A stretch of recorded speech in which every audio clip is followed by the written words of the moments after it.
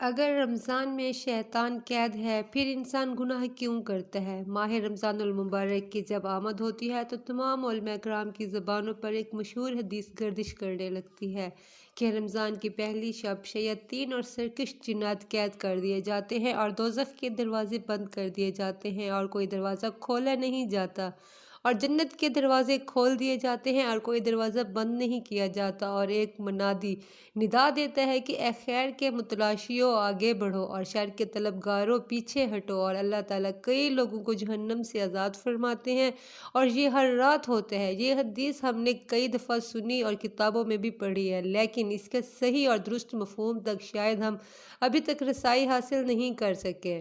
حدیث پاک کا ظاہری مفہوم تو یہی ہے کہ رمضان کی آمد پر شیاطین قید کر دیے جاتے ہیں، لیکن شیاطین کے قید کیے جانے سے کیا مراد ہے؟ کیا واقعی ان شیاطینوں کو زنجیروں میں جکڑ دیا جاتا ہے اور انسانوں کو ان کے وسوسوں سے محفوظ کر دیا جاتا ہے؟ اگر یہ مفہوم مراد ہے تو یہ سوال باقی رہتا ہے کہ پھر انسان کو معصیت اور نافرمانی اور برے کاموں پر کون سی چیز آمادہ کرتی ہے؟ کیونکہ ہم دیکھتے ہیں کہ بہت سے انسان رمضان کے مہینے میں بھی گناہوں میں ملوث ہوتے ہیں، اور اگر حدیث شریف کا یہ مفہوم نہیں ہے اور شیطان کے قید کیے جانے سے حقیقتاً قید کرنے کا معنی نہیں ہے تو پھر حدیث شریف کا صحیح اور درست مفہوم کیا ہے اور علماء نے اس بارے میں کیا بیان کیا ہے؟ اور یہ علماء کے اقوال کی روشنی میں حدیث شریف کا صحیح مفہوم سمجھنے کی کوشش کرتے ہیں۔ انسان گناہ کیوں کرتا ہے؟ یہ سب سے پہلے تو جان لینا چاہیے کہ انسانوں سے گناہ کیوں سرزد ہوتے ہیں۔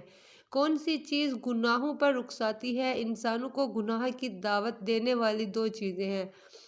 اول تو شیطانی وسوسے۔ شیطان ہر ممکن کوشش کرتا ہے کہ وہ انسانوں کو گناہ میں مبتلا کر دے۔ اس کے لیے وہ مختلف حربے اور طریقے استعمال کرتا ہے۔ وہ انسانوں کے دل میں مختلف وسوسے اور خیالات پیدا کرتے ہیں جن کو انسان قبول کرتا ہے اور گناہ میں ملوث ہو جاتا ہے۔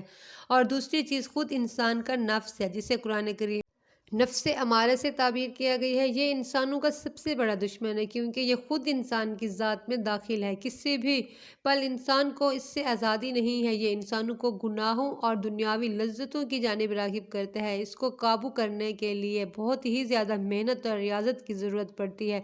انسان کو گناہ پر اکسانے والا صرف شیطان نہیں ہے بلکہ خود انسان کا نفس ہے، جو کہ اس کے پہلو میں موجود ہے۔ چنانچہ بہت سے علماء کہتے ہیں کہ رمضان میں شیاطین کو قید کر دیا جاتا ہے، جس کی کیفیت اور حقیقت اللہ تعالیٰ ہی کو معلوم ہے، اور انسان رمضان کے مہینے میں جو گناہ کا ارتکاب کرتا ہے وہ نفسانی خواہشات کی بنا پر کرتا ہے، یعنی اس کا نفس ہی اسے گناہوں کی رغبت دلاتا ہے اور انسان اس پر قابو نہ پانے کی صورت میں اس کا غلام بن جاتا ہے اور اس کے اشاروں پر چلنے لگتا ہے۔ علامہ حافظ ابن حجر رحمۃ اللہ علیہ حلیمی سے نقل کرتے ہوئے فرماتے ہیں کہ شیطان کی قید کیے جانے سے یہ مراد ہو سکتا ہے کہ شیطانی وسوسے مسلمانوں پر اثر انداز نہیں ہونے پاتے، کیونکہ مسلمان روزانہ تلاوت اور دیگر مشقت اور عبادتوں میں مشغول رہتے ہیں، جس کی وجہ سے شیطان کے ورغلانے اور بہکانے کی قوت متاثر ہوتی ہے اور مسلمانوں پر اس کا کچھ اثر ظاہر نہیں ہوتا، اور جو لوگ عبادت کا احترام نہیں کرتے ان پر شیطانی وسوسے اثر انداز ہو جاتے ہیں